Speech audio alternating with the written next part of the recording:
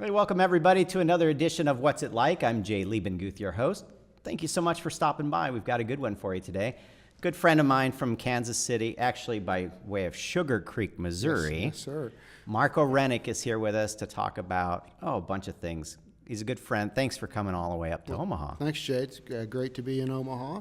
Mark is an advertising guy, marketing guy, and I call it a social entrepreneur.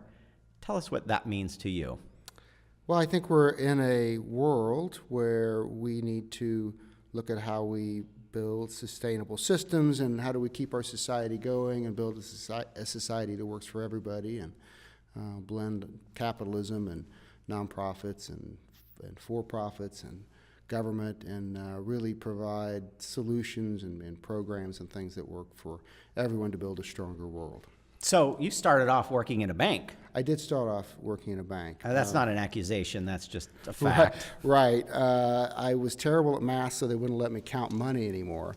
But no, I had many jobs. Had a chance to actually be an entrepreneur inside of an organization and built out a 401k product pretty rapidly to kind of meet market demand. So I did that for about 11 years, and then with my best friend since second grade, we opened an ad agency in 1996. Our first computer that we bought was an Apple Quadra. I don't remember that Apple one. Quadra 210, and it's a desktop box, and it was $2,000, and you couldn't load like an Adobe Acrobat on it now because it just didn't have enough power. But yeah. So that's And you also probably had a fax machine and. I think absolutely. Well, we saved money to get a fax machine, yes, and that was big. So yeah. So you spent a number of years in advertising, and then you guys kind of drifted. Originally, it was called Salva Rennick. Correct. And now you have a new thing. What's the new thing? Yeah. So prior to that, we started a business accelerator. We bought space in an old warehouse in a really underdeveloped area of Kansas City called Crossroads on the east side. So it was a bit rough, but made the investment in it. We saw the potential, had more space than we needed. So we would invite fashion companies to come in, give them space, just kind of work with them, help them, support them, make connections. What was the trade-off? For us, we had incentive on the building when we bought it. So there was a tax incentive, which was important because the area was really rough. And so that held our payments down, so we used the savings we had to be able to give space to people. We wanted to do something different than just tech. We had invested in some tech ventures and things, but we were looking at society and how can we actually make things, right? And can we create jobs that way? And so we've had 4 really successful companies come out of that. And that was great. And then in 2015, we looked around at the advertising business, looked around at the world, looked at each other. Well, that's what partners, like we're doing now, right? Partners need to do that. And we're getting a little gray, and said, what do we want to do at the stretch run of our careers? And looked at the real potential for purpose that, from a societal standpoint, we want to make money and meaning, and can we balance purpose and profitability to have resources be used for good, right? But also for success, because you have to grow to have resources to do things. A friend of mine says his definition of social entrepreneurship is do good, make money, better yet, do both. Yeah, and I've heard doing well by doing good, and there's lots. No of money, different, no mission. Yeah, so we pivoted. First thing we did was pivoted the agency, and actually rebranded it as Will and Grail. So Grail's the ideal that we can balance purpose and profitability, and money and meaning in our lives, and Will is the determination to get there. Because as a society and everything else, we're just not very good at that. I mean, it's how we measure success isn't as balanced as that sounds, purpose and profitability. So we launched that on April Fool's Day, and 20 years to the day that we had launched Salva Rennick in 2016. So a generation change, or a change every generation. Yeah, it seemed like it. Talk a little bit more about purpose. When somebody hears purpose, what does that mean to you? I think there's an individual definition that's pretty good. So if what we love to do, if our passion and what we're good at and what we can get paid for and what the world needs aligns, that's purpose, right? That it's when we wake up in the morning, are we excited about it? Is it what we want to do? There's a Japanese concept called ikigai, and it's sense of purpose. And they did a study looking at 16,000 folks, I believe, in Japan and the United States, and whether folks that had a sense of purpose were healthier, and did it improve longevity. What they found was at a 20% drop in mortality rate when they looked at them over a 7-year period. I think average age was 67. So it does make a difference because it gives you, do you have a reason to get up in the morning? Yeah, right? reason to live. Yeah, the old saying. And I think that at its core is what purpose is. So your goal was to work with companies, not just as a product and a service, but you had a mission. Yeah, I think, we experience everything through brands, right? This show is a brand. Small one, but yeah. Yeah, Jay Start somewhere. Jay Liebenguth is a brand. Yeah. It's a great brand, by the way. Thank you. So what can we do because brands are how we engage, right? And how people engage, they bring their resources, they do business with us, they support each other.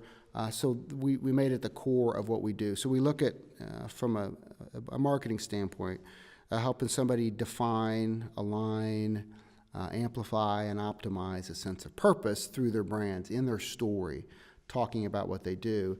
And we see a lot of companies, they make money over here, and then they give money over here, and there's just not a connection between that. And when you can align all of that, it works really well. Well, it doesn't just show up in a brand like a logo. You're Right. talking about the purpose at which that company operates. Yeah, it's brand experience. Great. I mean, there's research after research showing the power of it. So we want to work for companies that we believe in, that we believe stand for something good, that aren't going to just, completely take advantage of us.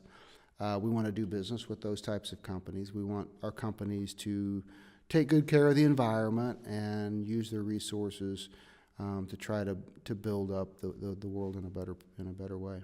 Talk about Conquer for Good, because Conquer for Good kind of came out of your mission. That was driven by Will and Grail. It Not did. Will and Grace. Not Will and Grace, although, side story we'll tell you later. So we got into this about a year. We said we're gonna focus on purpose, and as we started talking to people, we saw examples of it. But it's really hard to pin, what is purpose? It's really hard to define that. Yeah, there's not really a template that you can lay over for every company. There's not a model. We have defined it as making a profound positive impact on lives, communities, in the world. Out of that, I bought the domain Conquer for Good probably 4 years ago, 3-4 years ago. And that came out of, I had invested in a luxury watch company, and we were going to make luxury watches, still are, in the United States of America, which is hard, competing against the Swiss. Mm-hmm. I am not a luxury watch guy. I would not spend $4,000 on a watch. Me either. But they're good watches, nileluxury.com if you want to go buy one. But the goal was, can we take money and from $4,000 watches and do good with it? So I had bought the domain Conquer for Good. I thought it expressed this differently, and it was happening. I think the initial seeds of that came out of the Occupy Wall Street movement. Mm-hmm. When I was watching that was 2011. And at the end of the day, I'm going to ask you a question. Do you agree that, because we have the 99% versus the 1% argument. Right. Do you agree that all rich people aren't greedy and all poor people aren't lazy? I gotta. How did you say it again? Do I agree that that's not the case? Right. Yes, I agree. Okay, so now what? That's the grain. It's not about, we have to build things that are successful, but build them for the right reasons and do good with those things. So overcoming challenges, building things is not in and of itself bad. In fact, it's a great thing, and we just need to turn the trajectory of that away from greed in those cases and do good things. So we looked at what was missing as we get into this, and we look at how we can drive the conversation and change mindset, because it's just not second nature to us. We decided that an event was needed, that if we could bring people together and they could tell their stories, that it would start to sink in what this is about. In the process, we identified 3 forces that we think can change the world. First is entrepreneurial innovation. The second is enterprise scale, and the third is an egalitarian sense of good, or equality. And we saw examples of that in the for-profit side and the nonprofit side, and so we set up an event, quickly launched it in a couple months. The entire city of Kansas City, economic development, development authorities, city got behind it, and it was really, really successful. The conversations that came out of it were really good. We have since started a monthly Connect series where we bring in a speaker and have more Q&A, and those have gone really well, and we're planning out the next big event for next April for Conquer for Good. How is it different than TED Talks, or how is it different from other things that are out there? TED's great. The initial version of that, Conquer for Good, was TED style talk, right? 20 minutes, tell your story. But there's not, TED's about ideas, and it's broad ranging. And this had a focused theme. So these are people who are doing things differently. It's social innovation, purpose-driven business that are doing things surprisingly different or attacking problems in a different way. And so I think when you walked away from it, you had a little bit better idea of what maybe you could do next to change the world. What's been your experience? Have people kind of taken this on? Have they joined up in arms with you, or are they just, yeah, that's great, continue to do that? We have a loyal group of followers. I mean, we haven't put a lot of money and energy behind it. We're launching it, bootstrapping it, right? We have a loyal group of followers that come back every month that are sharing it, and the momentum's building, and we get more and more every month coming into the thing. And I've been surprised. I've been thanked. And, far be it from me to think that this thing is a movement, or I could, possibly be anything, seeding anything like that. But they said, we need this. Thank you for doing this. We have to tell these stories. And we've been able to give exposure to so many social entrepreneurs, folks that have been grinding it out for a couple years that are really doing good things. And the connections between those folks, it's been really, really powerful. And so we just got to keep going. Share a couple stories of people that you've had on your stage or that you've done work with, just so you get a sense of who those people are. Yeah, so one of our keynotes, a couple keynotes at the first conference. One is Gary White.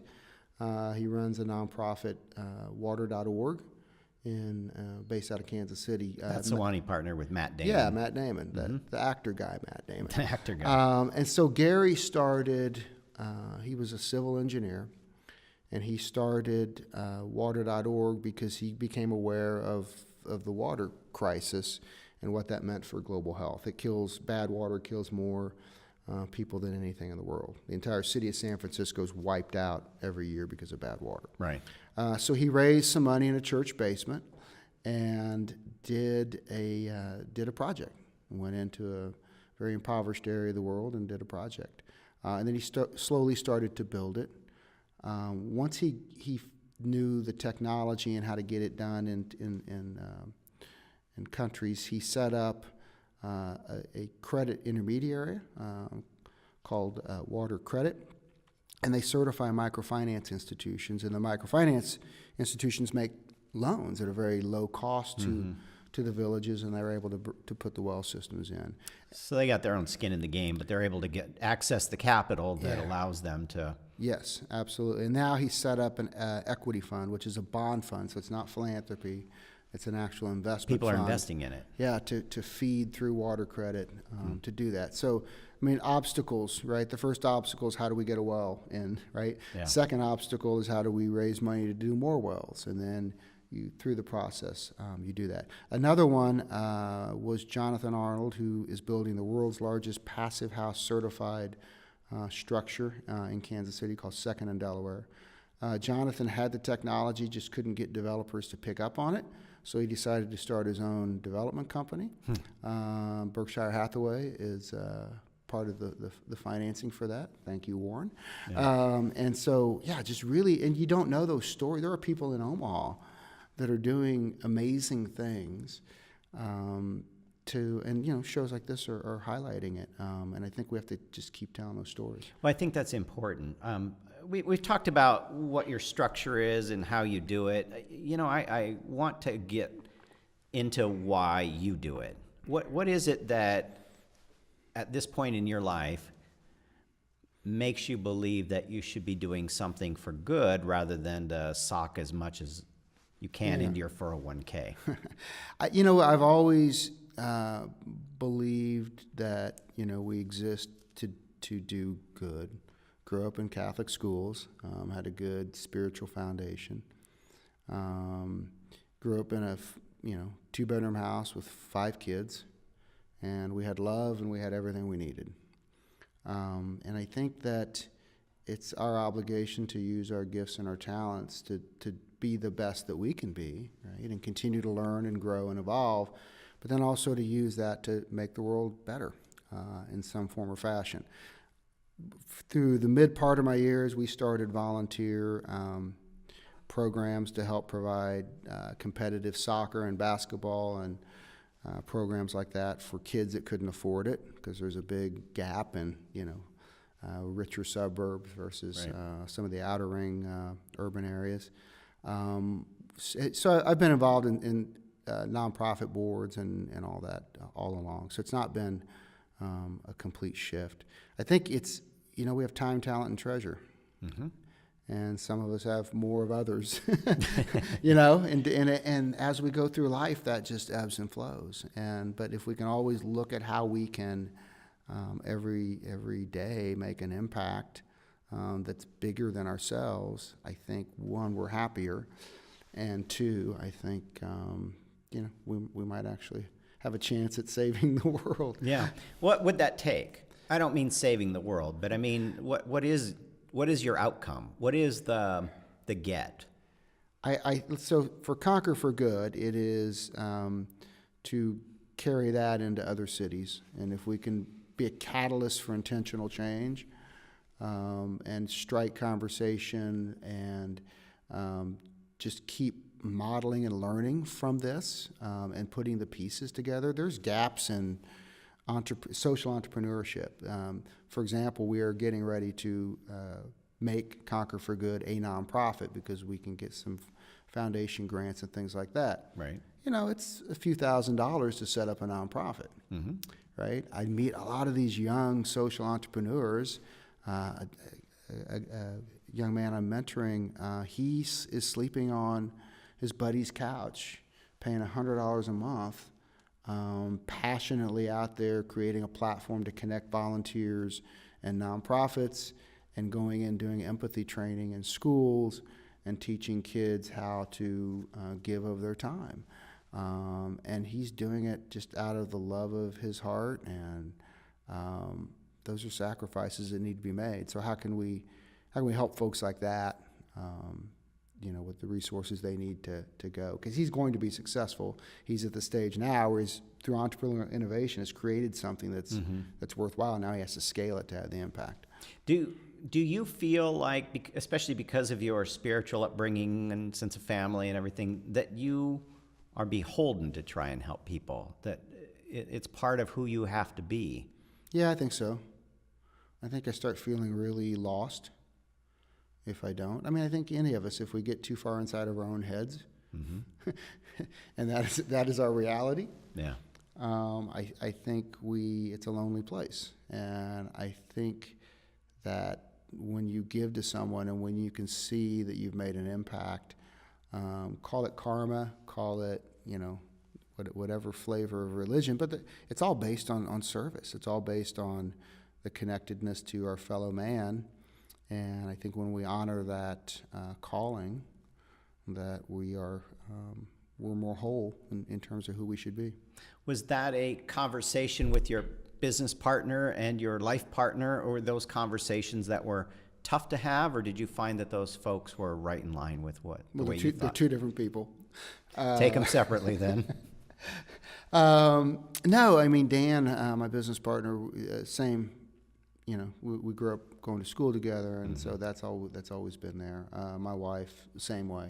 She was a school teacher, has recently retired, so she's always had a kind of a heart of service. And so no, it's not. And I think that's the key. You have to surround yourself with people who have similar beliefs and will support that. Now, as we get into when you make a change like that and you go from this model and this brand and you shift it over here, it doesn't come without some sacrifices, and it doesn't come without some concern, because you've left a known model behind, moving into something that's not dramatically different, but Right. if you want to stick to the roots of what the potential is, you have to leave some things behind. And so, no, we've had good long conversations, and I think that's part of it. What are the other impediments to kind of leading from this place? I mean, is it that you have to come up with a few $1,000s to get nonprofit status, or is there more of a mind shift that you kind of have to help facilitate before people can? Yeah, I think it depends on how I'm spending my time. So I'm also volunteering pretty heavily with an organization called Community Services League, and it was a food pantry started by Bess Truman and her girlfriends 100 years ago. They serve close to 10,000 people a year, providing basic assistance, food, clothing, things like that. They moved to an integrated services model about 2 or 3 years ago. And that would include? Financial coaching. Okay. We have a relationship with a credit union, a nonprofit credit union. We can do small dollar loans to replace payday loans. We can do job training. We've trained women and men to be CNAs and welders. So we're really now starting to work on workforce development, partnering with the school districts. We can do housing assistance, and it's making a huge impact. We've had 200 people who've gone through the integrated services model, and they've increased household income by $10,000, net worth by $6,000, and their credit scores bumped up 70 to 100 points in a pretty short period of time, couple-year period of time. So now they have a chance to lift themselves up out of poverty. Over the years, I have a finance degree, worked in banking, have done commercial real estate. I've been on the city council. I have, started. You know how things work. Yeah, I think I'm blessed and I'm fortunate, but I've done it just by throwing myself into things, right? We don't know what we don't know unless we decide to jump in and figure out what we don't know, right? And I think that's just being curious is a really important thing. I actually have a Curious George collection of things, because I think that's a great gift, right? If you're curious, and you can apply that. Now, the downside of that is you have to focus. So I was talking to somebody the other day, and they were asking, and I said, I just need to stay in my lane, and they laughed. And I said, okay, I need to stay on this 6-lane highway. Right. But at least I know which direction the highway's going. Yeah. And for me, that's great, because if I get stuck in traffic, I almost get angry because I want to just continue to make progress. But this allows me to shift over into another lane, while that one clears up. And so you can move. I can really, I'm lucky to be able to work on several different things. All have a common thread, which is let's see what we can do to make a profound, positive impact on lives and communities. When you're at the end, what will you have hoped to accomplish? That's always a tough question. I think that a few folks have maybe change their mindsets and think differently about what we can do with our time. and that we have set a little bit better path forward from where we are. That was a really lousy answer to a tough question. I've been Yeah, through no, that, it's a hard I've been que- through that exercise, write your eulogy, and I'm like, I don't know. Yeah. I hope people say nice things about me. Yeah. I hope that they. But that's not why you do it. No. All right, don't let me put the words in your mouth. No, but is if that the but reason? if I've done the right things, people will say nice things about me, right? And so that's good. That there's some sense of kindness. Some recognition. Not even that. That is an outcome of kindness. That they go, yeah, he was a good guy and he helped a lot of people, and he made the world a better place. Yeah. So there's your answer. I don't know why I just didn't say that at the beginning. I should almost end on that, but I hate to, I'm going to have to throw you one more, and that is, what would your recommendation be to people who might be watching this to try and get connected to their own purpose? Where's a step? Well, we want to bring Conquer for Good to Omaha. There you go. So I think, and just contact me, and we can do all the legwork and we get it set up. And I think what they'll find is the conversations are great, and I found that, life can get in the way for some, like not everybody's ready to do things, but just keep chipping away at it, volunteer. If you see a problem, ask why that problem exists and see if there's some way to maybe make a difference. It's hard because I think everybody approaches things differently, but Well, we post about it on Facebook. That's what we do. yeah, I mean, there's not everybody is meant to start something. Maybe you work with friends or volunteer, but find something that you believe in.